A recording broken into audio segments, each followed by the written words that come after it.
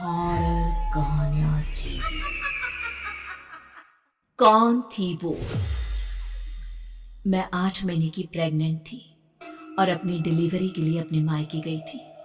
माँ ने मुझे फोन पर बताया, घर के पीछे की तरफ जो खाली जमीन थी ना, वहां पर एक नया कमरा बनवा लिया है। इतने सालों के बाद जैसे ही अपने घर में कदम रखा, कुछ अलग सा लगा।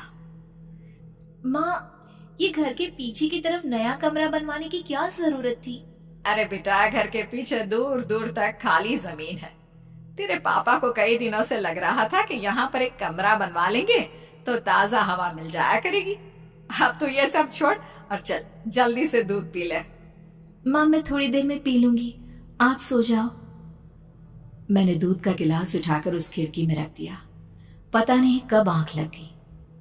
अचानक से खिड़की के पल्लों के खड़कने की तेज आवाज आई। दूध का गिलास धड़ाम से जमीन पर आ गिरा। जमीन पर गिरते ही दूध का रंग लाल हो चुका था। मैंने खिड़की से झांक कर बाहर देखा। चारों तरफ धुप अंधेरा था। उस अंधेरे की तरफ से कुछ आवाजें आ रही थी, जैसे छोटे बच्चे आपस में खिलखिलाकर मस्ती कर रहे हो।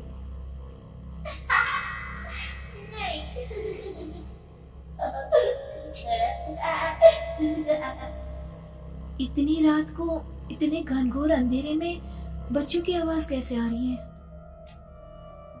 घड़ी में वक्त देखा तो ठीक 12 बजे थे। देखकर मैं सन्न रह गई। बुरी आत्माओं और भूतों की कई कहानियां मैं सुन चुकी थी। वक्त भी कुछ ऐसा ही था। ऊपर से मैं प्रेग्नेंट। सुना था कि ऐसे वक्त में अक्सर बुरी आत्माएं औरतों का पीछा करती हैं। तो क्या मेरे पीछे भी? पसीने से तरबतर बड़ी मुश्किल से, जैसे कांपते हाथों से मैंने उस खिड़की को बंद किया। जल्दी से जल्दी उस कमरे से बाहर निकलकर माँ के पास जाने के बारे में सोचा, लेकिन जैसे ही दरवाजे की तरफ पलटी, लगा कोई साया हवा की स्पीड से दरवाजे के सामने से गुजर गया। मेरे गले में अटक कर रह गई। मैं जोर से चीख कर माँ को बुलाना चाहती थी, लेकिन वो आवाज खुद मेरे कानों तक नहीं पहुंच पा रही थी। तो माँ तक कैसे पहुंचती?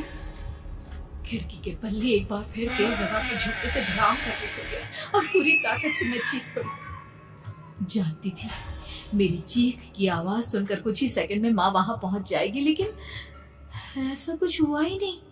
मेरा कलेजा डर के मारे फटा जा रहा था। आखिर माँ ने मेरी आवाज क्यों नहीं सुनी?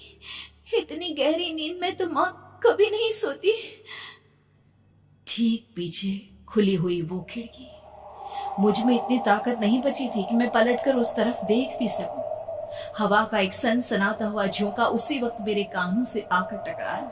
लगा जैसे किसी ने दबी हुई आवाज में धीरे से मुझसे कहा, चली जाओ यहाँ से। मैंने दोनों हाथ अपने कानों पर रख लिए और एक बार फिर ताकत लगाकर जोर से चीखने की कोशिश की। माँ! पापा! मेरी आवाज उस कमरे की दीवारों से टकराकर वापस मुझे ही सुनाई दे रही थी। जितनी ताकत के साथ मैंने चीखने की कोशिश की थी, कुछ ही देर बाद उससे कहीं ज्यादा तेज और दर्दनाक चीख मुझे सुनाई देने लगी। ये आवाज ठीक मेरे पीछे खिड़की से आ रही थी। वो आवाज मेरे कानों में पिघलते हुए लोहे की तरह गिर रही थी। उन आवाजों में हैवानियत थी।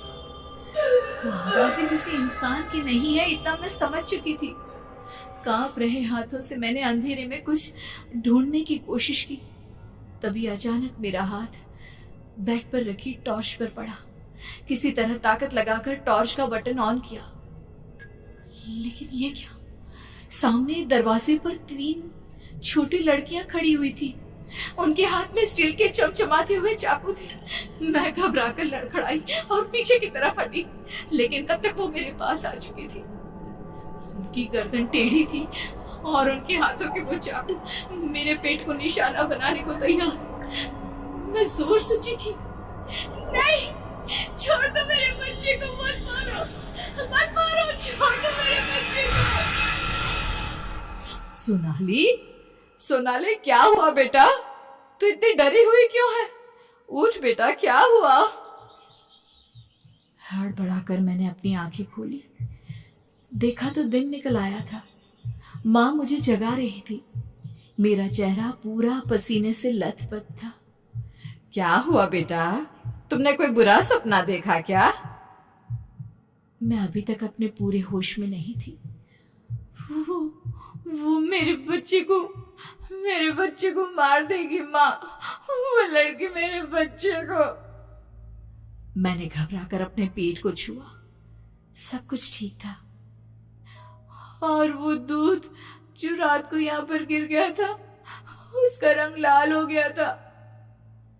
माँ ने हंसते हुए दूध का गिलास मुझे दिखाया। तुमने दूध पिया ही नहीं, पूरा का पूरा ऐसे ही रखा हुआ है। तुमसे कहा था ना सोनाली, सेहत के लिए लापरवाही ठीक नहीं बेटा। लेकिन मैंने तो सब कुछ अपनी खुली आंखों से देखा था।